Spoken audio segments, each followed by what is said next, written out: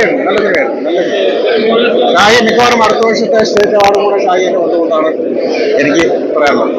ഒരു ത്രില്ലർ സ്വഭാവമായിരുന്നു. ത്രില്ലറല്ല, ഒരു റിയലിസ്റ്റിക് ഒരു ഒരു എമോഷനാണ് കൂടുതൽ കുറവ്. അതിൻ്റെ ഒരു പോലീസുകാരുടെ എമോഷൻ എന്ന് പറയുന്നതാണ് ഇമ്പോർട്ടൻസ്. അല്ല, സ്ഥിരം പോലീസ് സ്റ്റോറിയല്ല. ഷാഹിയുടെ ഓരോ പോലീസ് സ്റ്റോറിയും ഓരോ തരമാണ്, ഓരോ വൈവിധ്യമാർന്ന കഥകളാണ് ഷാഹിയുടെ എല്ലാം. ഇതിനും വേറൊരു ടൈപ്പ് സ്റ്റോറിയാണ്, പക്ഷേ പോലീസുകാരുടെ എമോഷൻ തന്നെയാണ് ശൈലി തന്നെ, ഷാഹിന്റെ ശൈലി തന്നെയാണ് ശൈലി തന്നെ എഴുതിയിരിക്കുന്നത്. അവസാനത്തെ സീൻ തകർത്തു. വിഴപ്പുഞ്ചിറ പോലെ തന്നെ ഒരു അസ്വസ്ഥത, ഒരു ഫീലിംഗ്സ് ഉണ്ടാക്കുന്ന ഒരു സീനാണ് അവസാനം. കിട്ടില്ല ബ്രോ, നല്ല രണ്ടുപേരാണ് മെയിൻ ചെയ്യുന്നത്. റോഷനും ദിലീഷ് പോത്തനുമാണ് മെയിൻ റോള്.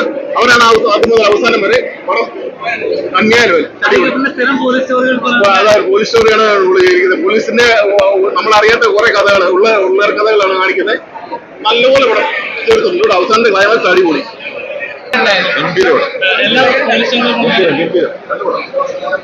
ഇത് എങ്ങനെയാണ് നമുക്ക് നിങ്ങൾക്കൊന്ന് പറഞ്ഞു തരാൻ പറ്റില്ല, നിങ്ങൾ കാണണം. ഷാഹിക്ക് 5ാമത്തെ ഒരു പടം ഗംഭീരമായിരിക്കുന്നത്.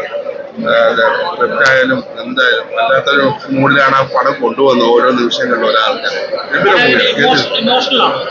ഇമോഷനാണ്, ടച്ചിങ്ങാണ്, ഹാർഡായിട്ടുള്ള കാര്യങ്ങളുണ്ട്, എല്ലാം ഉണ്ട്. അത് ഗംഭീരമാണ് ആ പടം. എല്ലാവരും ഇപ്പം കാണണം, എന്നാലും നിങ്ങൾ പടത്തെ കുറിച്ച് മനസ്സിലാക്കണം.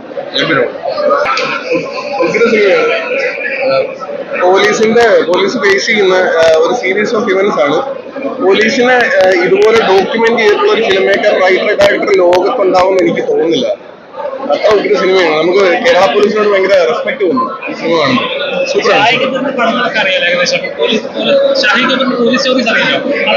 ഷാഹി കബീറിന്റെ ലാസ്റ്റ് സിനിമ പ്രൊഡ്യൂസ് ചെയ്തത് ഞാനാണ്, വിഴപ്പുഞ്ചിറ. അപ്പോൾ എനിക്ക് ഷാഹി കബീർ എനിക്ക് ഫേവറേറ്റ് ഡയറക്ടറാണ് മലയാളത്തിൽ.